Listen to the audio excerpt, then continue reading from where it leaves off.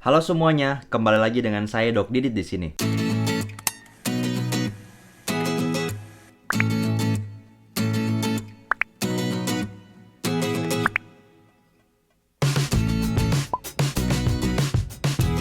Buat teman-teman yang baru bergabung, terima kasih dan selamat datang. Semoga bisa menikmati dan mendapatkan informasi yang bermanfaat dari video-video saya sebelumnya. Buat yang belum subscribe, jangan lupa tekan dulu tombol subscribe di bawah. Dan teman-teman juga boleh berkomentar di kolom komentar di bawah jika ada masukan ataupun ide-ide tentang apa sebaiknya yang bisa saya bikin lagi ke depannya. Kali ini saya akan sedikit berbagi tentang apa-apa saja sih kegiatan yang akan dilakukan selama tiba di Bandara Internasional di Jepang, dan kegiatan apa saja yang bisa dilakukan selama masa karantina nantinya. So, jangan di skip videonya. Yang pertama, ketika kita tiba di Bandara Internasional di Jepang. Nah, jadi buat teman-teman mungkin yang udah sering bepergian nih selama pandemi, mungkin udah bukan hal yang baru lagi ya. Tapi kali ini saya ingin berbagi sedikit tentang regulasi negara Jepang begitu saya tiba per 23 November kemarin. Jadi ketika kita tiba itu, kita biasanya akan disuruh ngantri dulu untuk dicek beberapa file, termasuk diantaranya ada paspor, ada written pledge. Jadi written pledge ini dia semacam mungkin bisa dibilang bahwa kita itu menaati aturan-aturan selama tinggal di Jepang, khususnya selama masa karantina nantinya. Dan biasanya sih ini formatnya biasanya akan dibagikan kok sebelum keberangkatan oleh petugas international office dari kampus. Biasanya juga dikasih oleh kedutaan Jepang ketika kita ngurus visa nantinya. Nah, setelah itu biasanya kita akan disuruh isi, ada formatnya, kolomnya yang perlu diisi, silakan diisi aja. Biasanya itu diminta kayak nama, nomor HP, email, kemudian nanti alamat tempat karantina di mana. Dan biasanya itu akan dicek oleh petugas bandara.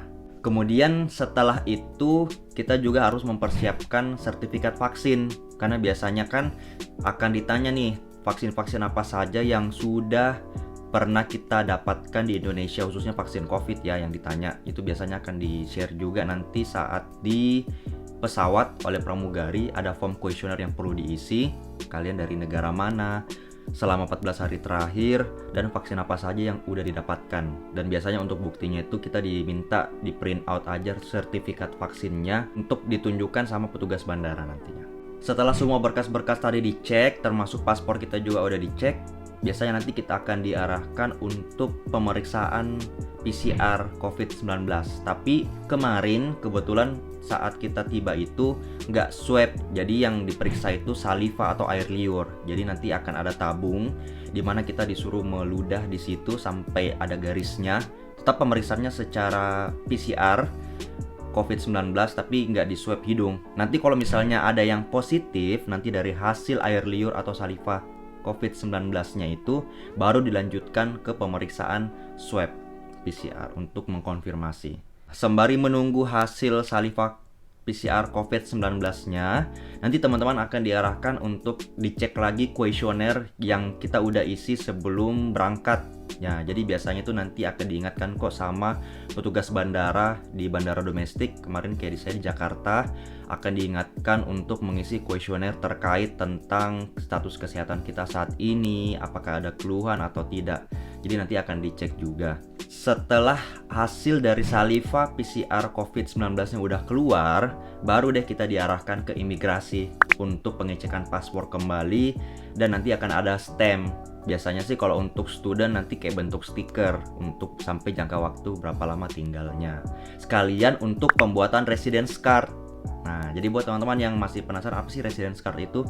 Residence card itu mungkin fungsinya mirip kayak KTP. Jadi nanti bisa dipakai buat pengurusan buka akun bank, kemudian sebagai tanda pengenal juga. Nanti di situ akan ada penandanya juga bahwa teman-teman itu selama di Jepang boleh bekerja part-time atau tidak. Nah, tergantung dengan kesepakatan dari beasiswa masing-masing. Sementara untuk penduduk Jepang sendiri dia nggak punya residence card ini. Jadi orang-orang Jepang itu punya namanya account my number kalau nggak salah. Tolong dilurusin ya kalau salah. Jadi sedikit berbeda. Jadi residence card ini hanya khusus untuk warga negara asing yang akan tinggal dalam waktu yang cukup lama, biasanya lebih dari 3 bulan. Setelah melakukan foto, finger jari, dan pembuatan residence card di imigrasi, baru deh kita melangkah untuk pengambilan bagasi kita. Nah, setelah kita ambil bagasi kita, di sini nih biasanya banyaknya agak ditahan karena akan ada petugas custom yang ditemani oleh anjing yang akan mengendus nih koper-koper kita. Apakah ada sesuatu yang mencurigakan? Biasanya sih makanan yang terlalu kuat baunya sih yang biasa terendus. Dan kebetulan kemarin saya salah satu orang yang terendus juga nih kopernya. Jadi selamat kalau misalnya terendus, koper Anda harus dibuka oleh petugas custom. Dan biasanya ketika didapatkan makanan yang sifatnya raw material atau yang biasanya belum olahan, biasanya sih akan dibuang, nggak boleh dibawa masuk. Ataupun dalam bentuk olahan daging, seperti yang saya sempat singgung nih di vlog saya sebelumnya terkait tentang makanan-makanan yang perlu dibawa selama karantina, itu ada kok saya jelaskan. Tapi kalau teman-teman yang belum nonton, bisa lihat informasinya di website atau nonton di vlog saya sebelumnya. Tapi sebagai gambaran, selama makanan itu bukan termasuk dalam olahan daging, seperti misalnya seafood atau ikan, itu aman. Jadi kemarin saya itu makanannya yang tercium kayaknya sih abon ikan karena baunya agak kuat, dan saya emang nggak bungkus karena saya rasakan bukan dari daging, jadi saya merasa nggak salah. Jadi dilolosin juga kok sama petugas customnya. Nah, itu dia aktivitas yang akan kita lakukan kurang lebih ketika nanti tiba di Bandara Internasional di Jepang. Kemudian kita akan lanjut ke sesi yang kedua, yaitu masa karantina. Jadi selama masa karantina, kebetulan saya masih dapat regulasinya untuk new entry atau student yang baru masuk pertama kali ke Jepang itu masih harus karantina selama 14 hari atau 2 minggu. Nah, mungkin buat teman-teman yang statusnya re-entry, kalau nggak salah sih masa karantinanya lebih cepat, 3 hari kalau nggak salah. Tapi kalau salah tolong komen di bawah untuk info lebih lengkapnya. Dan yang sedikit berubah dibandingkan regulasi karantina dari teman-teman sebelumnya itu ada yang nggak boleh keluar selama 3 apa 5 hari gitu. Jadi cuma boleh di dalam kamar hotel aja. Tapi karena kemarin statusnya waktu tanggal 23 November kasus COVID-19 di Jepang udah mulai turun, negara Indonesia kita juga udah dikeluarin dari status yang di-ban. Jadi dari hari pertama itu udah boleh kok keluar kamar, cuman keluarnya itu tetap di area hotel aja. Seperti misalnya mau ke taman boleh, atau misalnya mau ke supermarket atau mau ke laundry room boleh. Tapi selain dari itu tetap dilarang karena akan kedetek sama location kita. Sekarang saya akan sedikit ngebahas tentang hal-hal yang bisa dilakukan atau yang perlu dilakukan selama masa karantina.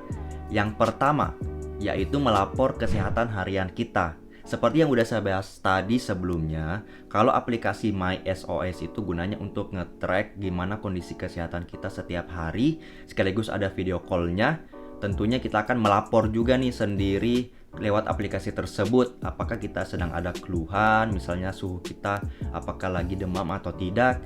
Nah, sama kalau biasanya itu ada yang diarahin untuk ke counter beasiswa di lantai 1 atau lobi hotel untuk ukur suhu. Tapi itu nggak semua kampus, karena kemarin kampus saya itu kebetulan travel agency-nya nyiapin website, jadi tinggal upload aja di situ dimana temperatur kita hari ini dan kondisi kesehatan kita hari ini. Jadi tergantung dari regulasi masing-masing kampus gimana. Sehingga salah satu barang yang mungkin bisa diperhitungkan untuk masuk dalam catatan nih untuk dibawa yaitu termometer. Karena kemarin tuh saya lupa banget buat bawa termometer. Sementara di sini tuh bakalan dipakai buat ngecek kesehatan kita setiap hari. Jadi akhirnya kemarin saya beli di supermarket. Cuman harganya lumayan mahal sih kalau dibanding dengan di Indonesia. Jadi kalau misalnya mau bawa dan bisa ingat, lebih baik dibawa aja.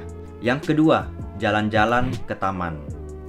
Jadi di hotel itu ada area taman yang dipenuhi lumayan banyak pohon dan tanaman, dan ada sedikit kayak air mancur buatan gitu sih, walaupun nggak air mancur yang besar.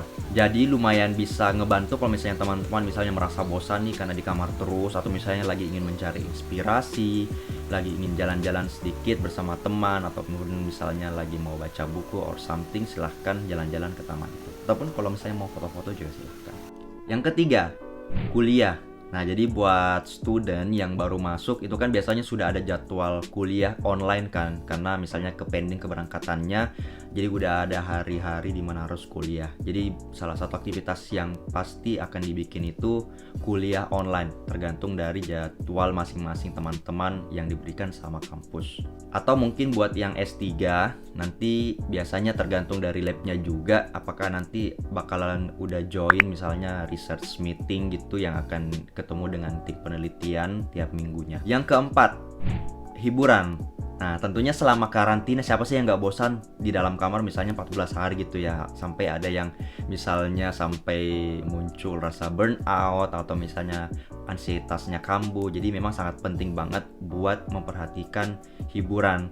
Jadi hiburan-hiburan terserah sih dari teman-teman, mau nonton film, mau nonton YouTube, karena di sini akses untuk wifi-nya itu gratis dan lumayan bagus banget sih kalau kecepatannya yang saya rasakan selama di sini. Kemudian hal yang lain misalnya mau nonton TV, karena di kamar ada TV. Selain itu mau main game, mau hubungin keluarga atau kerabat terdekat, silahkan. Jadi cari aja aktivitas yang bisa membuat kita sebisa mungkin bahwa merasa sibuk gitu ya, walaupun kita statusnya masih sementara karantina. Itu dia tadi hal-hal yang akan dilakukan nih selama masa karantina. Kali ini saya akan sedikit ngebahas sebagai tambahan tentang fasilitas apa aja sih yang akan kita dapatkan selama karantina di hotel. Kebetulan saya dapat hotel karantinanya itu namanya My Stay Premier. Fasilitasnya di sini tuh termasuk lengkap banget sih menurut saya untuk hitungan hotel bintang 3 ya. Jadi contoh fasilitas yang ada di sini tuh misalnya ada wifi yang free access 24 jam dan titiknya itu hampir di semua, bahkan di semua sih saya nggak pernah dapat masalah sih dengan sinyal dari wifi itu sendiri. Bahkan di taman pun saya masih ngedapat untuk sinyal wifi dan sangat bagus dengan kecepatan yang sangat bagus pula tentunya. Yang kedua, laundry room. Nah, jadi buat teman-teman yang misalnya, gimana nih saya kemarin gak terlalu banyak bawa baju karena udah diisi dengan makanan. Jadi tenang aja, di sini tuh ada laundry room yang terdiri dari mesin cuci. Kemudian yang kedua ada untuk pengeringnya sendiri. Jadi teman-teman sisa siapin aja sekitar 300 yen, itu biasanya uang koin. Mungkin kalau dirupiahkan mungkin setara dengan hampir 40.000 ya, jadi lumayan mahal. Jadi jangan dibandingkan dengan laundry yang ada di Indonesia tentunya. Tapi lumayan sangat membantu kok buat teman-teman yang misalnya mau mencuci dan mengeringkan bajunya juga di sini.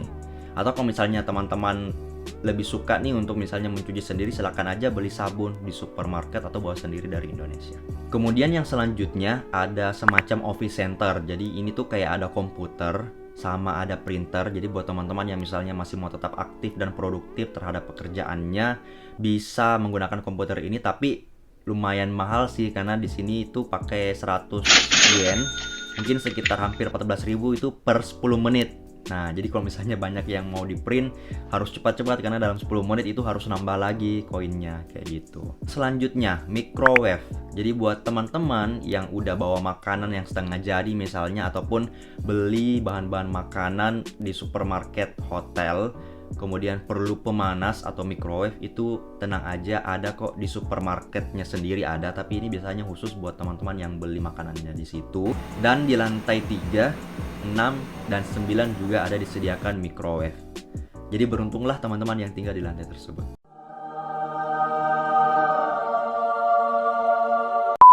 Biasanya juga di dekat microwave nanti akan ada semacam ice cube dan gelas. Jadi buat teman-teman yang suka minum dingin, gak perlu khawatir karena es batu di sini melimpah banget. Kemudian selanjutnya fasilitas yang ada di dalam kamar. Fasilitas yang ada di dalam kamar itu menurut saya sih lumayan lengkap banget ya. Karena di dalam kamar itu ada water heater atau kettle, jadi buat panasin air. Jadi nggak perlu khawatir nih buat teman-teman yang nggak biasa misalnya minum dingin, ada kok pemanas air di dalam kamar. Kemudian selanjutnya ada hair dryer.